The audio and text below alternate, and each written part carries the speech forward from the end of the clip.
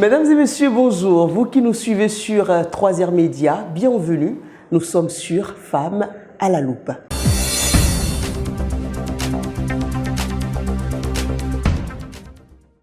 Sous le voile de cette émission, un sujet des plus préoccupants, l'un des sujets les plus préoccupants même, je dirais, de notre époque. On se croirait dans les années 50. Des pères, des géniteurs qui déflorent ou qui veulent arracher la virginité de leur progéniture au nom des cultures ancestrales. Le phénomène existe. Parfois, quand on en parle, on croit qu'on est dans des villages ou à des milliers de kilomètres de villes, dans le fin fond du Bénin. Bien au contraire, ça existe. Et même à Cotonou, un peu partout au Bénin.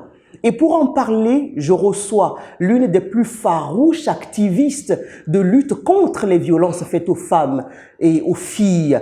Elle faisait partie de l'association des femmes juristes du Bénin, Maître Marie-Élise Gbedo, qu'on ne présente plus. Et depuis quelques semaines, elle fait ce combat-là. C'est une campagne en collaboration avec l'association des femmes juristes du Bénin. Maître Marie-Élise Gbedo, bonjour. Bonjour. Alors, on en parle depuis quelques semaines. Vous faites cette campagne-là sur les réseaux sociaux. J'en ai intercepté quelques-uns des messages. Papa cesse de vouloir me dévierger au nom des cultures ancestrales. De quoi parle-t-on? Ça paraît irréel. En fait, vous savez que dans le cadre de la Journée internationale des violences faites aux femmes, Oui. nous avons 16 jours d'activisme. Oui. Où nous devons faire parler les faits sociaux. Donc c'est dans ce cadre-là que, au lieu de parler de droit, de parler un langage, policé, j'ai voulu taper dans la fourmilière pour faire prendre conscience aux populations, à nous tous, qu'il y a un problème dont on ne parle jamais, un problème qui est très tabou, qui existe, mais qui fait que beaucoup de jeunes filles, beaucoup de jeunes dames sont, déshumanisées. Déshumanisées comment? Je dis bien déshumanisées parce que vous voyez, la jeune fille sortie de l'adolescence, à peine sortie de l'adolescence, qui a ses règles, oui, qui suit son cursus sexuel, voit son père la rejoindre la nuit et la forcer à des relations sexuelles. Et cette fille n'a pas d'autre recours que d'accepter.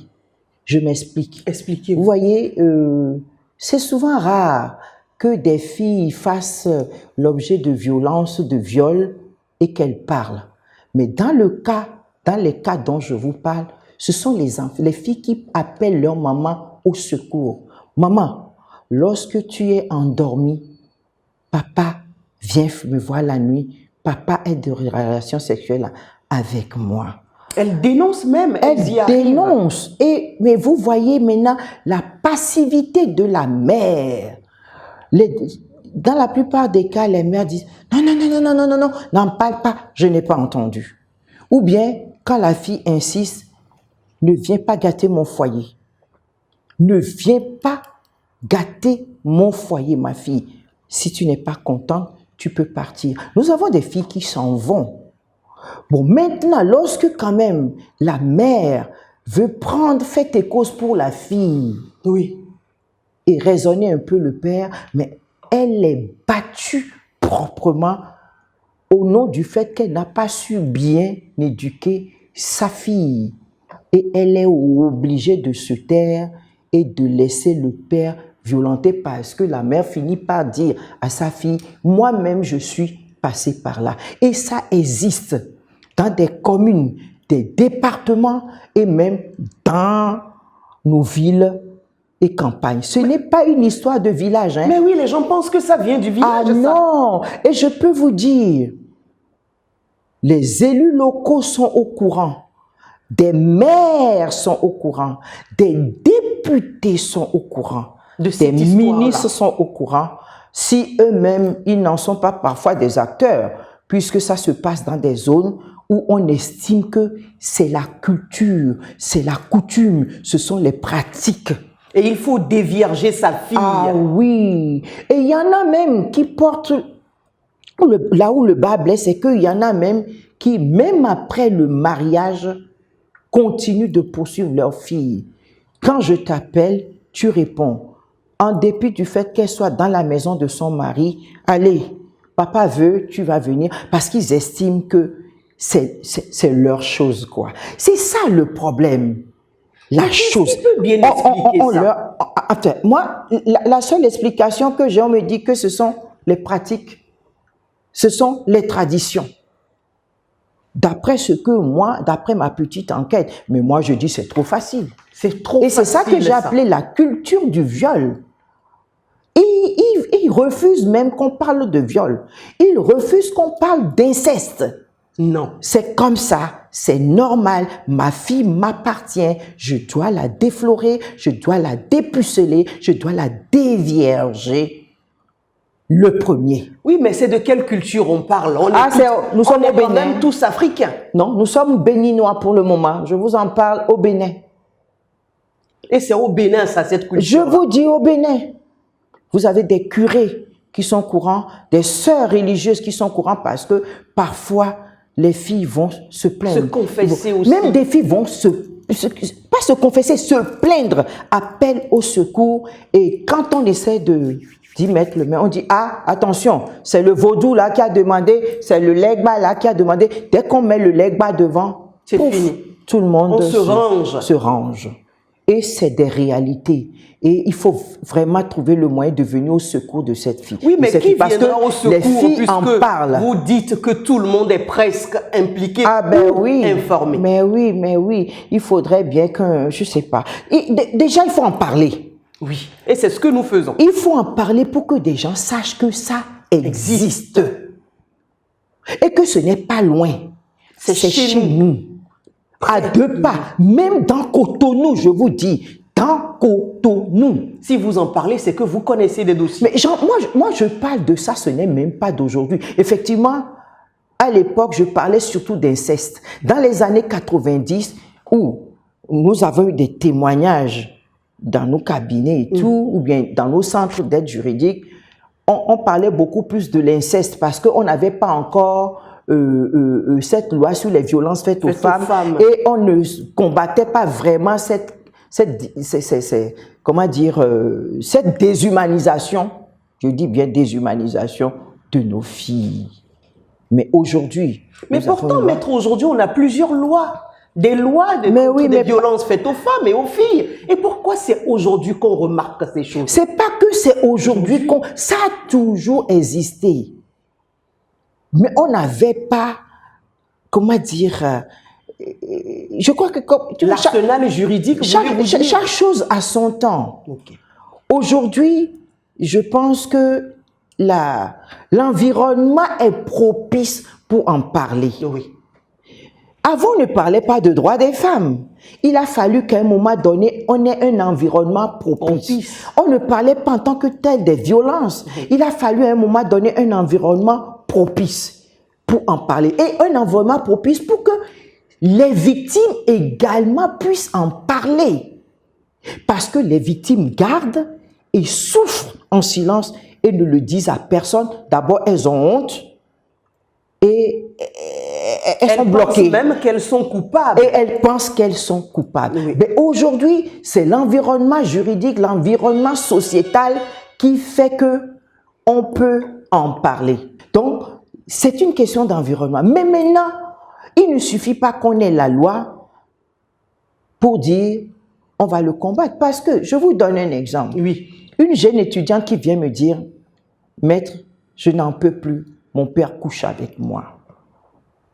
Je l'ai même dit à mon petit copain. Mon petit copain le sait parce que je ne peux pas lui cacher ça. Il dit qu'il va dénoncer, mais je lui ai dit de ne pas se mêler parce qu'on va le tuer.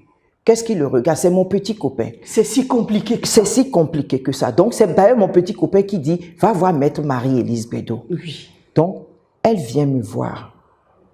Je dis, bon, tu es prête à aller à la dénonciation officielle judiciaire? Elle me pose une question. Maître, si je dénonce mon père aujourd'hui, et moi, qu'est-ce que je deviens? C'est une grande question. Mon grand-père dira quoi? Ma grand-mère dira quoi? Mes tantes, mes oncles diront quoi? Et même ma maman, je ne l'ai pas encore dit à maman. Je vais me retrouver comment? C'est mon père qui paye mes études. C'est lui qui nous donne à manger. Si je le dénonce aujourd'hui, maître, comment je serai? Eh oui, comment sera-t-elle protégée? Qui va la protéger? Dans la loi faite sur les violences faites aux femmes, oui. On a bien prévu qu'il y ait des structures de protection et de réception des femmes Qui sont dans ces situations-là. Nous ne les avons pas, ces structures, pour accompagner ces femmes-là par les psychologues, les psychiatres, tout ça, les médecins. On n'a rien. Lorsqu'elles seront lâchées et lorsqu'on sera lâché, bien sûr, la justice fera son travail. Elle dénonce son père. Ok, nous allons en procès. Le père est arrêté. Et alors? Et la suite? Et la suite. Et elle devient quoi au sein de la famille? Je vais même encore même de la famille. Le regard de la famille, de la société, de tout le voisinage. C'est d'ailleurs pour ça que vous voyez même des femmes qui subissent des violences, des femmes qui sont des femmes, ne dénoncent jamais leur mari. Parce que justement, la société ne leur donne pas cette occasion de dénoncer. Quand ton mari te bat, hein, exerce des violences sur toi, te viole. Tu te plains à qui? Tu te plains à qui? Déjà, quand tu veux porter plainte ou tu dis même que tu veux divorcer, c'est ta propre famille qui dit non, non, non, non, non, non, ne dis rien, attends, fais ceci, fais cela. Hein? Et attention, il y a pire ailleurs. Il y a pire ailleurs. Ou bien, qu'est-ce que tu vas dire à tes enfants? Quand tu vas aller le dénoncer, tes enfants diront quoi? Et du coup, paf, la série continue.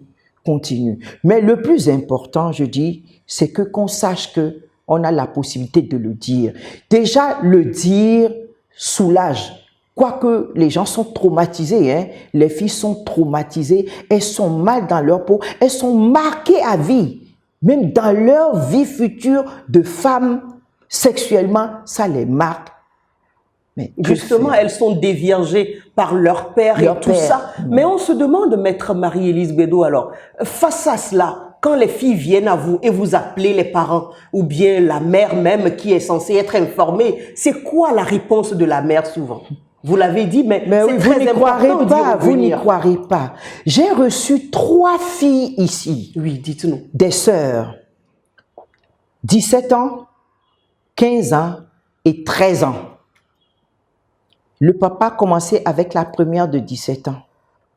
Elle ne savait pas que papa s'occupait de celle qui a 15 ans et elle ne savait pas toutes les deux que papa se permettait de s'occuper de la petite de 13 ans.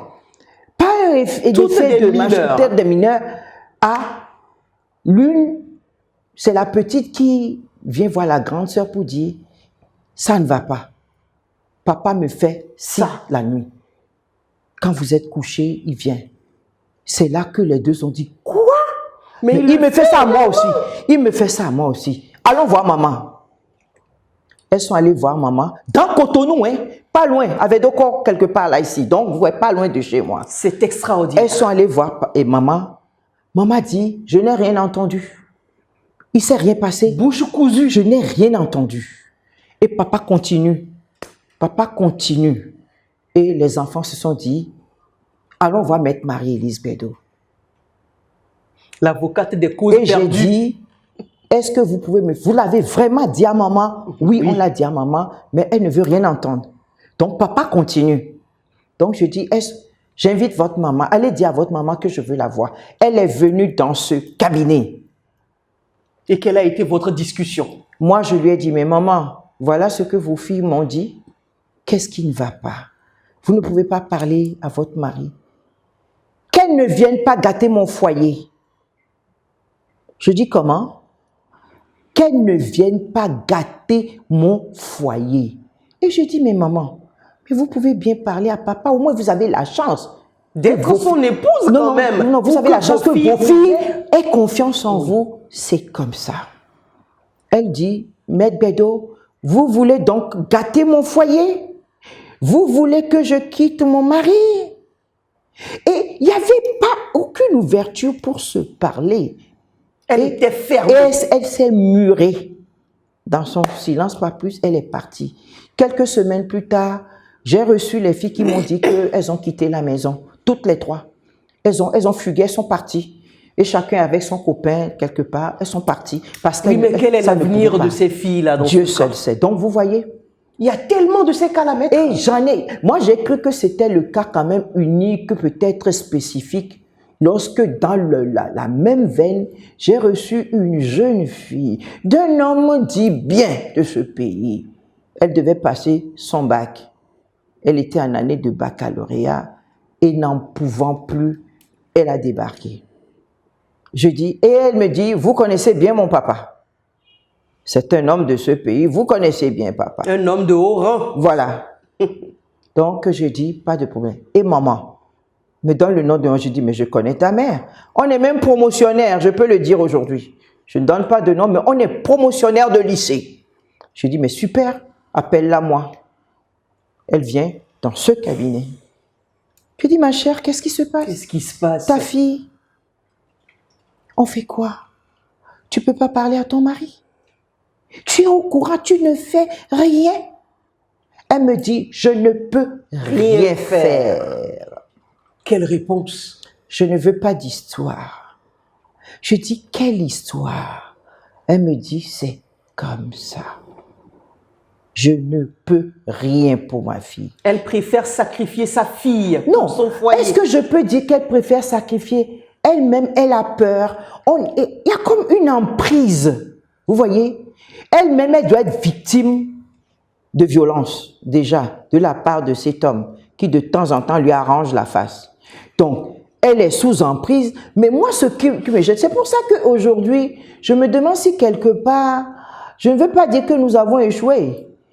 Mais en même temps, je ne veux pas décourager les gens parce que nous avons toujours pensé que ce sont les femmes qui sont économiquement faibles, qui n'ont pas de revenus, qui sont victimes de ce genre de violence faites aux femmes. Je me rends compte, par exemple, celle dont je vous parle, c'est un haut cadre de l'administration béninoise. Elle est indépendante. Elle peut être indépendante. Elle peut prendre en charge sa fille. Mais elle est toujours là. Elle est là. Elle est là. Avec son mari. Et non, mais qu'est-ce qui peut bien être à la base de cela? On sort. C'est-à-dire tout le monde, que la façade qu'on montre voilà. à l'environnement soit parfaite. Je crois que cette petite, elle a fini par fuguer parce qu'elle me l'avait dit. Quand, après la visite de sa mère, elle m'a dit, maître, je pense que je partirai. Je n'ai plus de nouvelles. Elle a dû partir. Alors, la problématique est là. C'est pour ça que moi je dis qu'il y a une culture du viol. Oui, mais les gens pensent que c'est au-dessus de tout le monde. Les gens se disent, maître, que c'est parce qu'ils ne sont pas bien dans la tête. Non. Sinon, comment, au lieu de négocier, c'est-à-dire, non, mais comment il y a tellement de femmes? On dit même que les femmes sont plus nombreuses que les hommes. Comment, au lieu qu'un père aille voir dehors, aille négocier quelqu'un qui lui plaît bien, préfère sa propre fille? C'est extraordinaire, n'est-ce pas? Nous avons même eu des cas où les filles sont mortes parce que entre-temps, elles sont tombées enceintes. Le papa a voulu pratiquer l'avortement. La petite est morte. Mais maman le sait. Et elle est toujours là. Elle est toujours avec son mari. Motus et bouche cousue, ça reste dans la famille. On n'en parle pas. Dehors, c'est la famille parfaite. Ah ben bien sûr, mais la petite a été sacrifiée.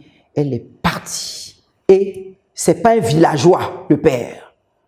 Le père n'est pas un villageois qui est dans les pratiques traditionnelles, pas possible, où il y a le vaudou, les machins, non. Oui, mais peut-être qu'il y a de cela, mais bon, maintenant, en dessous, oui. Comme souvent quand j'en parle, on me dit c'est pour des rituels.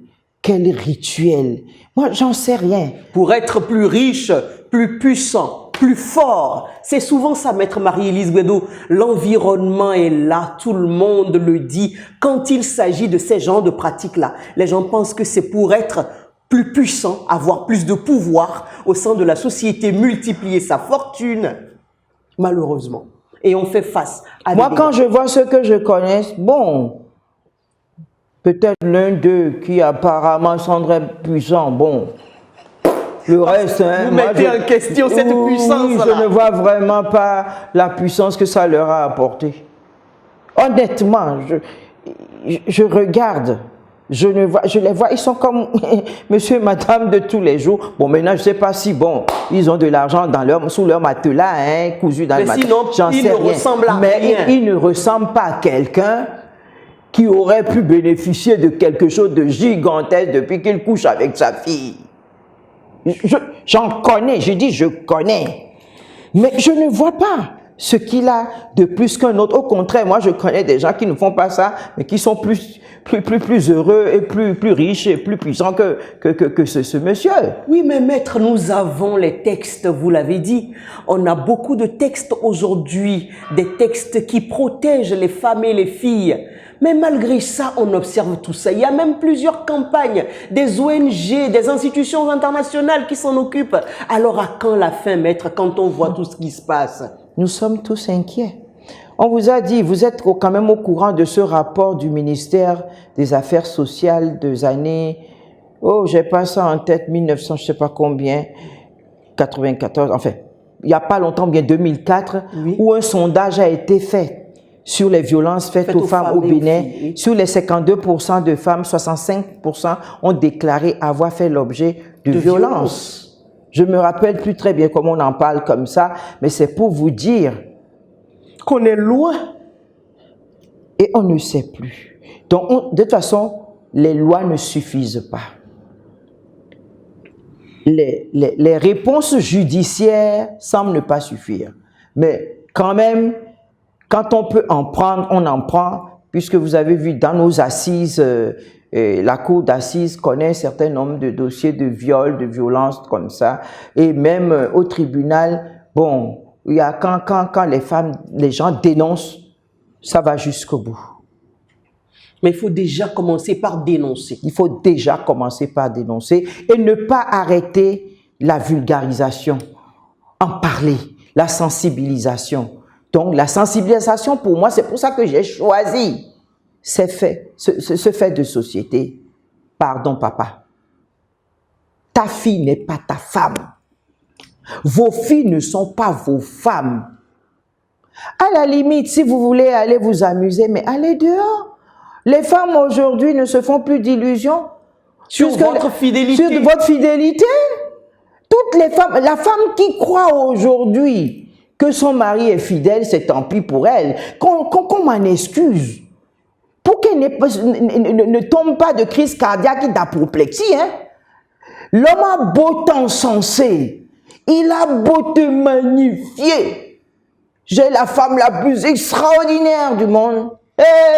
Il ira chercher la non extraordinaire. Il lui faut toucher la non extraordinaire pour voir qu'est-ce qu'il y a dans la non extraordinaire. Voilà, j'ai une femme extraordinaire, mais celle-là, elle n'est pas extraordinaire. Je vais aller voir ce qu'il y a là.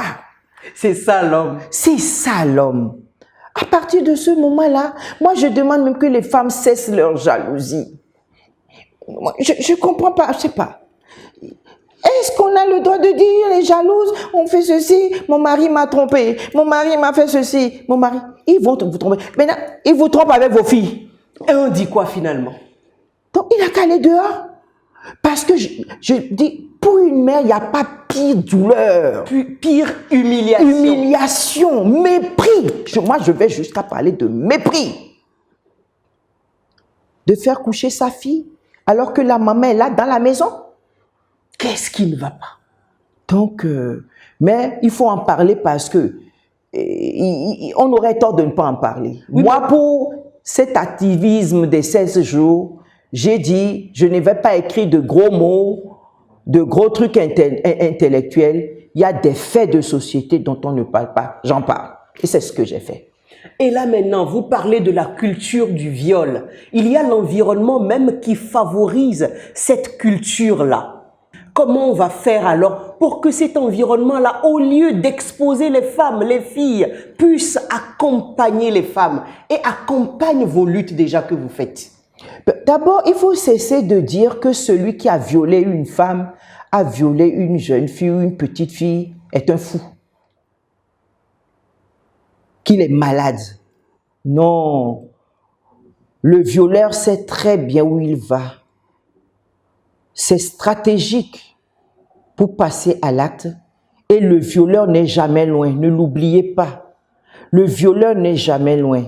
Il est dans l'environnement immédiat de la famille. Le père, l'oncle, le tonton, le frère, le voisin. Le violeur et la victime se connaissent toujours très bien. Et le violeur a une emprise psychologique sur la fille dès qu'il a commis la faute, le viol. Donc, attention à l'environnement immédiat et éduquons nos filles et nos garçons.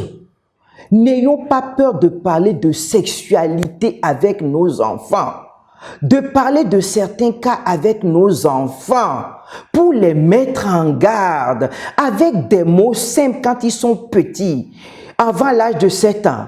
Tonton vient, tonton met l'enfant sur les... Il met son petit doigt, il met son petit machin. Il dit, il y a un secret entre nous. Hein. Toi et moi, c'est secret. Hein. Ne dis pas à maman, parce que si tu dis le secret à maman, maman va mourir. Hein. Est-ce que tu veux que maman meure? Et ça... lui, innocent ou elle innocente. Voilà. Elle accepte ça. Mais elle ne peut pas croire. Elle a peur que maman meure. Donc, elle ne le dira pas. Et parfois, les enfants craquent. Maman, je veux te dire quelque chose. Si je te le dis, tu vas mourir. Et c'est comme ça que parfois, certains enfants se libèrent. C'est les cas que nous avons. Voilà. Mesdames et messieurs, Femmes à la loupe, stop et fin. C'est terminé pour aujourd'hui. Merci beaucoup de nous avoir suivis. Vous qui nous suivez de partout, merci pour votre fidélité à 3R Média. N'hésitez pas, partagez, commentez, likez. Ça peut aider les parents et les filles également, car le phénomène existe bel et bien. C'est bien malheureux, c'est bien triste, mais il existe quand même. Et c'est une action collective si on espère y mettre un terme un jour. Merci à vous d'avoir été des nôtres.